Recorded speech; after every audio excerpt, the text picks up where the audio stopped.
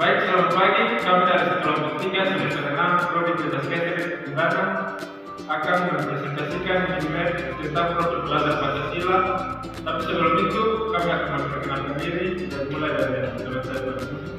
Perkenalkan, nama saya Mas Sekolah, NIM 21011740. Perkenalkan, nama lengkap saya Prachi Nasriani Kopi dengan NIM 2201550. Perkenalkan, nama saya Roy Alexander Salar, NIM 220111501. Saya Pedro Gonzales Tunggu, NIM 221505.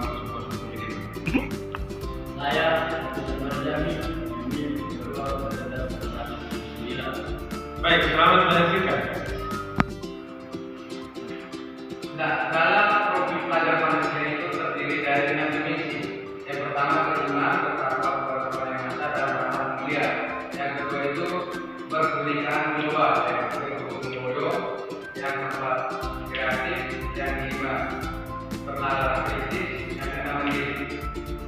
Untuk mencapai tujuan pembelajaran harus menggunakan 4 pendekatan dalam 4 pendekatan untuk mendekati produk belajar Pancasila. Yang pertama itu budaya sekolah, yang kedua ekonomi kuliah, yang ketiga infrastruktur kuliah, yang keempat proyek pengembangan produk belajar Pancasila.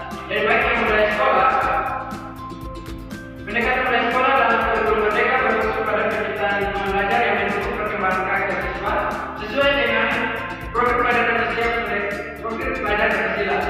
Pendekatan ini dapat diterapkan melalui berbagai strategi yang mencerminkan nilai-nilai Pancasila dalam kehidupan sehari-hari sekolah.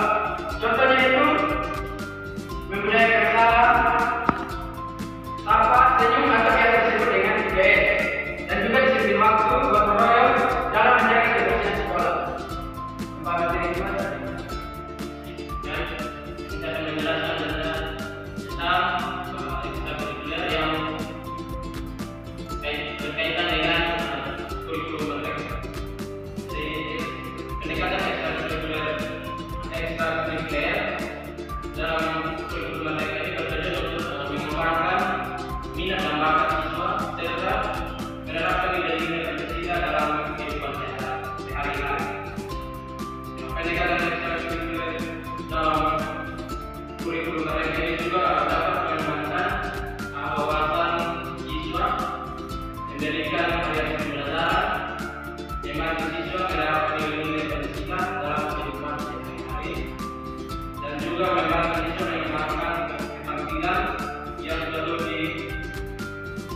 yang diperlukan untuk sukses dalam kehidupan. Yang berikut membantu siswa memperdalam pemahaman tentang budaya dan nilai-nilai. Baik, pendekatan yang kedua yaitu ekstrakurikuler. Ekstrakurikuler adalah kegiatan pembelajaran yang akan dilakukan sebagai kegiatan kurikulum pendidikan.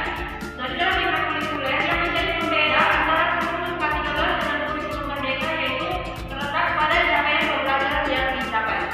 Nah, pada K13 kurikulum yang dicapai yaitu berkaitan dengan KD, misalnya KD titik 1, KD titik 2. Sedangkan pada ekstrakurikuler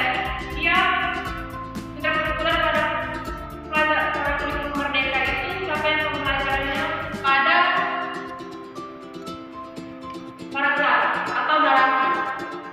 Nah, ini kita bisa capai berdasarkan ATP. Di dalam ATP itu atau biasanya dikenal dengan alur tujuan pembelajaran. Nah, dalam ATP disalurkan kembali ke modul ajar atau MA. Untuk mencapai itu kita bisa membuat capaian pembelajaran dengan panduan pembelajaran dan assessment.